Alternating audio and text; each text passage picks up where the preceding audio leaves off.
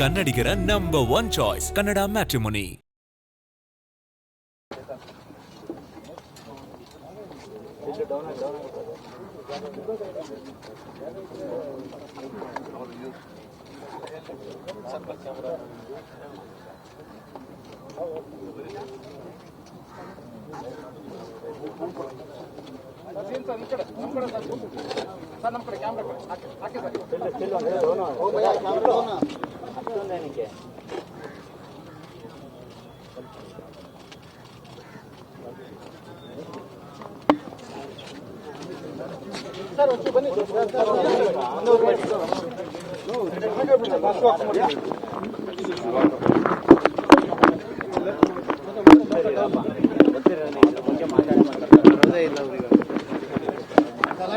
ಬರ್ತಾರೆ ಆರಾಮಾಗಿ ಸೈಡ್ ಬಿಡಿ ಈ ಕಡೆ ಕೊಂಡಾಜಿ ಸರ್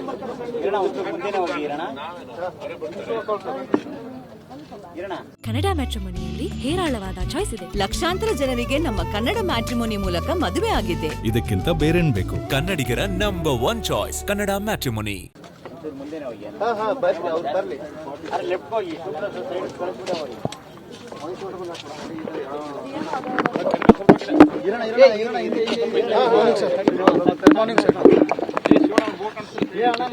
ಎಸ್ ನಿಜಲಿಂಗಪ್ಪನವರ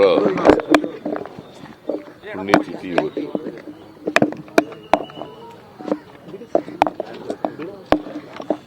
ಅವರು ಮಾಜಿ ಮುಖ್ಯಮಂತ್ರಿಗಳು ಮತ್ತೆ Congress undivided Congress AICC ಅಧ್ಯಕ್ಷರಾಗಿದ್ದಂಥವರು.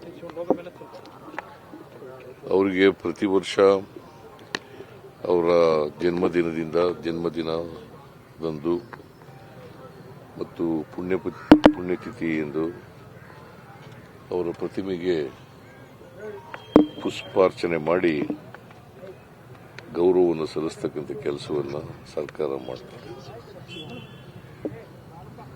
S ನಿಜಲಿಂಗಪ್ಪನವರು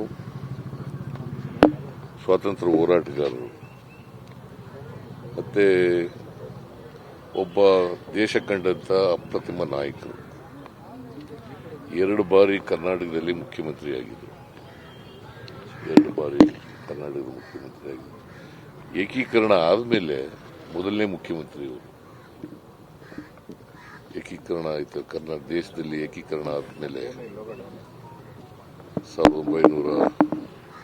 1956 November 1ನೇ ತಾರೀಕು ಏಕೀಕರಣ ಆಯಿತು. ಅವತ್ತರ ಮೊದಲ ಮುಖ್ಯಮಂತ್ರಿ ಇವರು ಆಗಿದ್ದರು. ಮತ್ತೆ ಏಕೀಕರಣ ಹೋರಾಟದಲ್ಲೂ ಕೂಡ ಭಾಗವಹಿಸಿದ್ದರು. ಮತ್ತೆ ಜನಪರ ಕಾಳಜಿ ಇದ್ದಂತ ಮುಖ್ಯಮಂತ್ರಿ. ನೀರಾವರಿಗೆ ಹೆಚ್ಚು ಆದ್ಯತೆಯನ್ನು ಕೊಡ್ತಕ್ಕಂಥ ಪ್ರಯತ್ನವನ್ನು ಮಾಡಿದರು ಕರ್ನಾಟಕದಲ್ಲಿ. ಮತ್ತೆ ಎಲ್ಲಕ್ಕಿಂತ ಬಹಳ ಮುಖ್ಯವಾಗಿ ಒಬ್ಬ ಪ್ರಾಮಾಣಿಕ ರಾಜಕಾರಣಿ. ಅದರಿಂದ ಅವರ ಜನಪರವಾದಂಥ ಕಾಳಜಿ, ಪ್ರಾಮಾಣಿಕತೆ ಮತ್ತೆ ದೇಶಕ್ಕೆ ಅವರು ಮಾಡಿದಂಥ ಸೇವೆ ಅವೆಲ್ಲವೂ ಕೂಡ ನಮಗೆ ಆದರ್ಶಗಳು. ಅವರ ಆದರ್ಶಗಳನ್ನು ನಾವು ಮೈಗೂಡಿಸ್ಕೊಂಡು ಈ ರಾಜ್ಯದ ಸೇವೆಯನ್ನು ಮಾಡ್ತಕ್ಕಂಥ, ಈ ದೇಶದ ಸೇವೆಯನ್ನು ಮಾಡ್ತಕ್ಕಂಥ ಕೆಲಸವನ್ನು ಮಾಡ್ತಾರೆ. ಇವತ್ತೊಂದು ಕಡೆ ಪ್ರತಿಭಟನೆ ಮಾಡ್ತಿದ್ದೀರಾ, ರಾಹುಲ್ ಗಾಂಧಿ ಅವರು ಬರ್ತಿದ್ದಾರೆ.